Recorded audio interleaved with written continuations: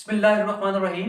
अस्सलाम वालेकुम स्टूडेंट्स, आज हमने केमिस्ट्री फर्स्ट ईयर के टॉपिक्स हैं heat change at constant volume and heat change at constant pressure.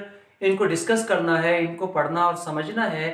ये टॉपिक जो है basically first law of thermodynamics से रिलेटेड हैं, फर्स्ट लॉ ऑफ थर्मोडायनेमिक्स से लिंक्ड हैं। इनको आपने समझना है। और फर्स्ट लॉ ऑफ थर्मोडायनेमिक्स इससे पहले आपको बताया जा चुका है, समझाया जा चुका है। अब हम आगाज करते हैं आज के टॉपिक। सबसे पहले heat change at constant volume. पहले हम समझते हैं कि इस बात का क्या मतलब है कि heat change at constant volume. For example, यहाँ पर इस जगह पर हम कोई प्रोसेस करवा रहे हैं, कोई केमिकल रिएक्शन करवा रहे हैं यहाँ पर इस जगह पर। तो यहाँ पर जो वॉल्यूम है, इस वॉल्यूम में किसी किस्म का कोई चेंज नहीं आ रहा। अब प्रोसेस करवाने से पहले जो वॉल्यूम था और यहाँ पर प्रोसेस करवाने के बाद, कोई केमिकल रिएक्शन करवाने के बाद भी वॉल्यूम वही है। मतलब यहाँ वॉल्यूम, कोई किसी किस्म का वॉल्यूम का चेंज नहीं आया। तो इसका मतलब ये वॉल्यूम क्या हो गया? कांस्टेंट हो गया। फॉर एग्जांपल, पहले वॉल्यूम कितना है? पहले वॉल्यूम है 10। फिर जब इसके अंदर केमिकल रिएक्शन करवाया तो भी वॉल्यूम कितना है? तो भी वॉल्यूम है 10। तो वॉल्यूम का चेंज कितना आएगा? 10 माइनस 10 का मतलब 0। मतलब चेंज ऑफ वॉल्यूम 0। इसका मतलब वॉल्यूम चेंज नहीं हो रहा, कांस्टेंट वॉल्यूम है। ठीक है, तो बात हो रही है हीट चेंज। मतलब कोई सिस्टम है, इसमें हीट, सिस्टम में हीट आई है या सिस्टम से हीट गई है।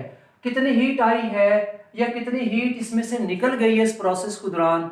तो ये जो चेंज आया है हीट का, ये हम जो है किस तरह से कैलकुलेट करेंगे, इसके लिए हम एक फार्मूला बनाएंगे, एक फार्मूला ड्राइव करेंगे। वो हमने ड्राइव करना है और इसको ड्राइव करने के लिए हम किसको इस्तेमाल करेंगे? First law of thermodynamic. तो कह रहे हैं कि फर्स्ट लॉ ऑफ थर्मोडायनेमिक क्या क्या है कि डेल्टा ई बराबर होता है क्यू माइनस डब्ल्यू के। और उसके बाद ये डब्ल्यू किसके बराबर है? पी डेल्टा वी के। तो हम इसी को लिख सकते हैं delta E is equal to Q minus P delta V. ठीक है, और यहां पर आपको बताया जा चुका है कि वॉल्यूम कितना है? चेंज ऑफ वॉल्यूम 0 है। जब वॉल्यूम का चेंज 0 है तो डेल्टा वी की जगह क्या लिखेंगे? डेल्टा वी की जगह 0 लिखेंगे। जब डेल्टा वी की जगह 0 लिखेंगे, इस जगह पर, इस इक्वेशन के अंदर हम क्या करेंगे? डेल्टा वी की जगह हम 0 पुट कर देंगे। तो क्या होगा? यहां पर डेल्टा ई किसके बराबर आ जाएगा? Q minus P into 0। P और 0 को मल्टीप्लाई करें तो क्या आएगा? 0। तो डेल्टा ई किसके बराबर आ गया? Q we. इस वी का मतलब है कि heat change at constant volume. ठीक है, तो इसका मतलब ये हुआ कि किसी भी सिस्टम में जो हीट चेंज आता है एट कांस्टेंट वॉल्यूम पर, उसको किस तरह से हम कैलकुलेट करते हैं, उसका तरीकाकार क्या है? उसका तरीकाकार ये है कि वो बराबर होता है डेल्टा ई। डेल्टा ई का मतलब होता है चेंज ऑफ एनर्जी। ठीक है, चेंज ऑफ एनर्जी के बराबर होता है। मतलब क्या है कि पहले सिस्टम की कितनी एनर्जी थी और बाद में कितनी एनर्जी है। तो बाद वाली एनर्जी में से पहले वाली एनर्जी को माइनस कर दें तो जो भी चेंज आएगा, जो भी एनर्जी की वैल्यू आएगी, उतनी ही हीट इसमें आई है या हीट गई है। तो इस फार्मूले से हम कैलकुलेट कर सकते हैं, क्या कैलकुलेट कर सकते हैं? Heat change at constant volume. ठीक है, इसको हम आइसोकोरिक प्रोसेस भी कहते हैं। होपफुली ये आपको डेरिवेशन समझ आ गई होगी, चूंकि डिफरेंट अंदाज से पेपर में ये सवाल पूछा जाता है। या तो आपसे कहा जाता है कि क्या करें कि heat change at constant volume, इसके लिए डेरिवेशन करें, या फिर आपसे कहा जाता है प्रूफ करें कि डेल्टा ई बराबर होता है क्यू वी के। ठीक है, तो मतलब सवाल जैसे ही पूछें उसका यही तरीकाकार है, किस तरह से सॉल्व करेंगे। उसके बाद आगे बढ़ जाते हैं। नेक्स्ट हमारे पास क्या है? Heat change at constant pressure. ठीक है, मतलब आइसोबैरिक प्रोसेस।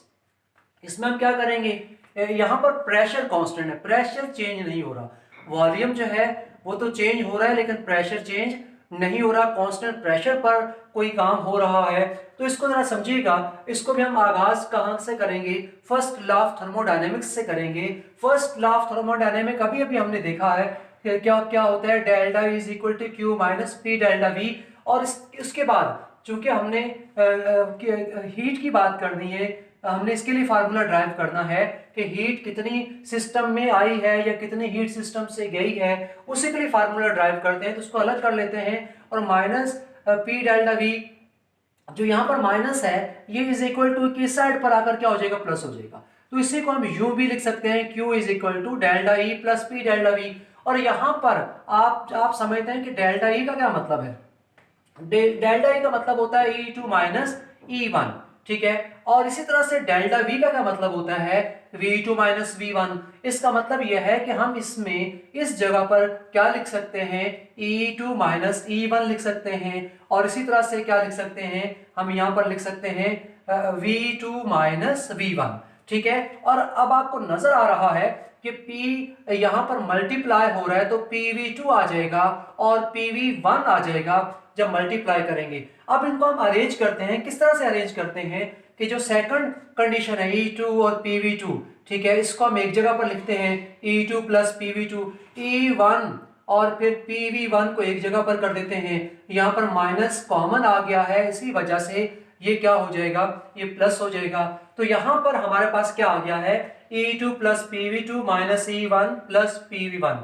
और आगे बढ़ते हैं तो हम ये बात करते हैं कि इंथैल्पी किसके बराबर होती है, इंथैल्पी बराबर होती है E प्लस PV, ठीक है। इंथैल्पी बेसिकली हम क्या कहते हैं, क्या है ये, basically heat content of system, ठीक है। और ये क्या होते हैं, किसके बराबर होते हैं, sum of energy and pressure volume product, ठीक है। अब इंथैल्पी इसके बराबर होती है तो उसके बाद अब मिसाल के तौर पर कंडीशन चेंज हो रही है, एक इनिशियल कंडीशन है और एक फाइनल कंडीशन है।